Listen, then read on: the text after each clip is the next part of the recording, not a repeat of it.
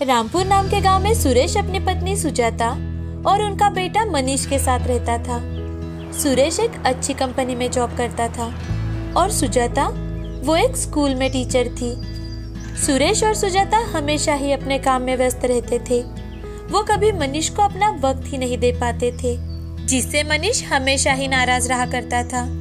वो अक्सर अपने दोस्तों को उनके फैमिली के साथ घूमने जाना, फैमिली के साथ मौज मस्ती करना यही देखता था। वो ज्यादातर समय अपने दोस्तों के साथ ही रहता था।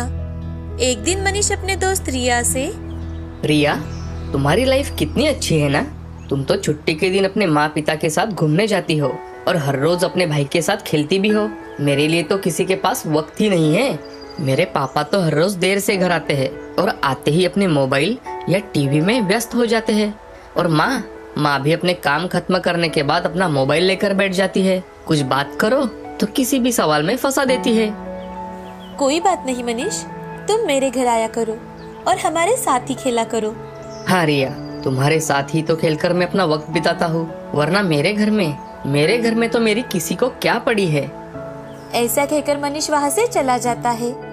मनीष हर रोज स्कूल से आकर अपनी पढ़ाई करता और फिर रिया से खेलकर शाम के समय घर आकर खाना खाकर सो जाता था। सुजाता मनीष के स्कूल में ही टीचर थी, लेकिन फिर भी उसे अपने बच्चे के लिए टाइम ही नहीं था। घर आने के बाद वो अपना ज्यादातर समय अपने मोबाइल में ही लगी रहती थी। एक दिन मनीष, माँ, मुझे तुमसे कुछ बात करनी है। हाँ बेटा बोलो, कुछ जरूरी काम था। और हाँ, सबसे पहले तो मुझे ये बताओ, पढ़ाई पूरी हुई कि नहीं? नहीं माँ, कुछ नहीं, ऐसे ही। तो जाओ और अपनी पढ़ाई पूरी कर लो, मुझे अभी बहुत सारे काम करने हैं। मनीष नाराज होकर वहाँ से चला जाता है। उसे बहुत ज्यादा दुख होता है कि उसकी माँ हमेशा ही उससे ऐसे ही बातें करती है। अब वो अपने पापा के पास जाता है। पापा, मुझे आपसे बात करनी है। बोलो बेटा, कुछ जरूरी काम है क्या? नहीं पापा, ऐसे ही। काम की बात है तो बताओ बेटा, या कुछ चाहिए तुम्हें? मुझे बहुत काम है आज। ऐसा कहकर सुरेश भी मनीष की बात को टाल देता है और अपना मोबाइल लेकर बैठ जाता है। मनीष और ज्यादा मायूस हो जाता है और रोते रोते अपने कमरे में चला जाता है। कुछ दिन बाद मनीष के स्कूल में एग्जाम आते हैं। उसके एग्जाम पेपर में निबंध आता है, अपनी ख्वाहिश। उस पर मनीष लिखता है, अगर मैं मोबाइल होता तो कितना अच्छा होता। हर कोई मेरी ओर ध्यान देता। मेरे सिवाय किसी का दिन ही नहीं निकलता और ना ही किसी की रात होती। अगर मैं मोबाइल होता तो मैं कभी दुखी ना होता। मेरे अलावा सबकी जिंदगी थम जाती।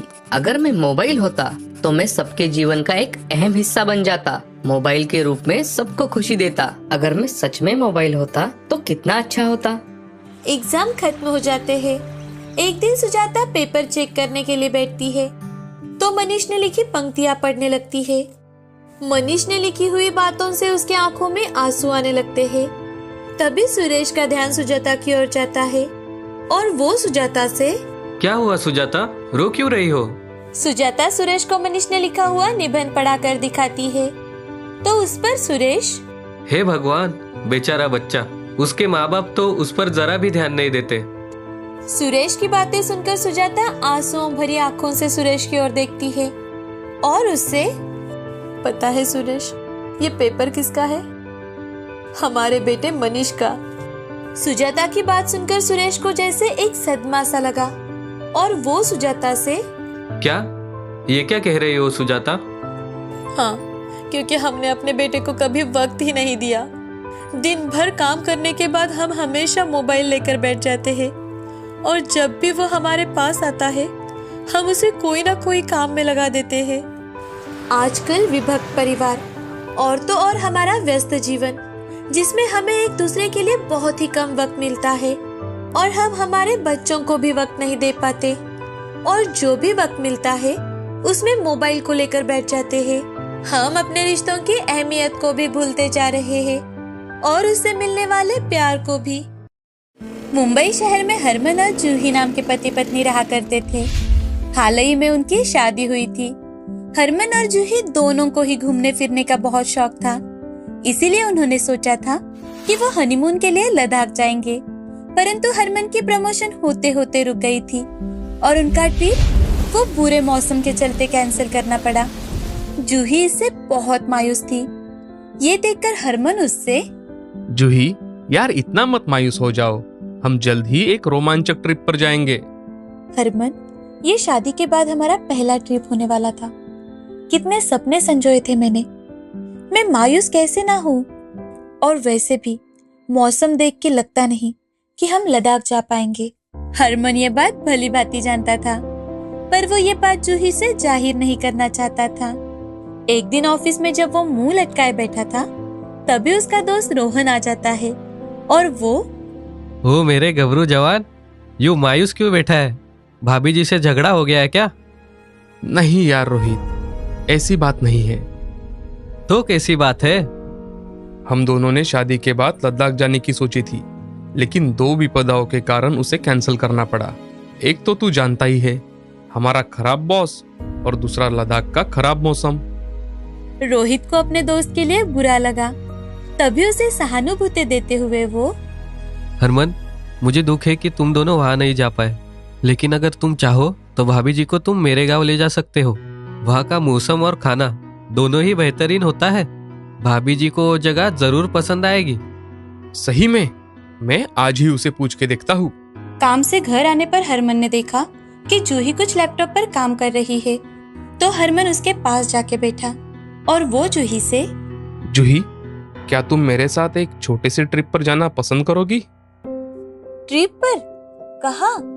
एक बहुत ही अच्छी जगह है, वहाँ चलोगी तो पता चलेगा।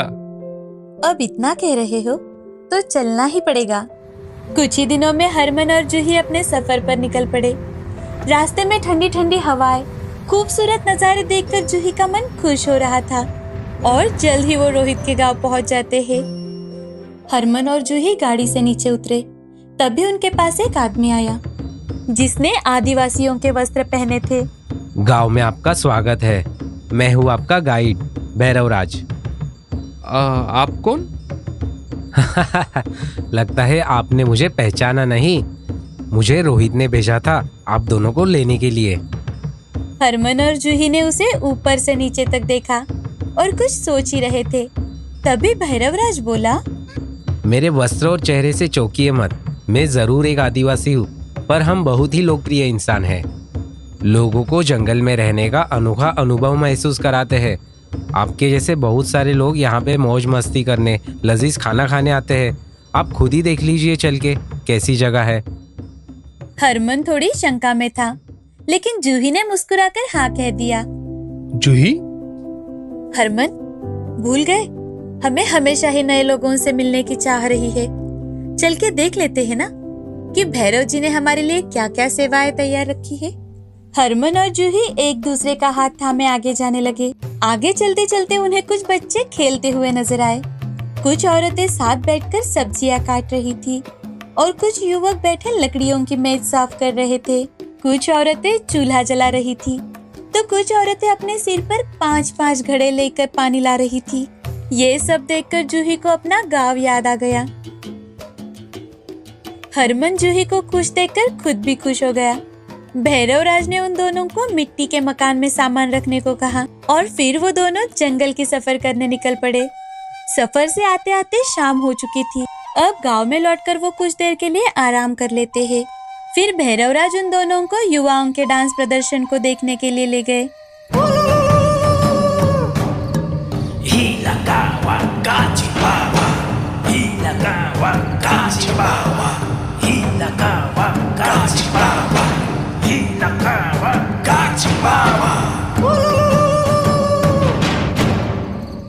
जूही और हरमन खुद भी झूम रहे थे उन्हें देखकर।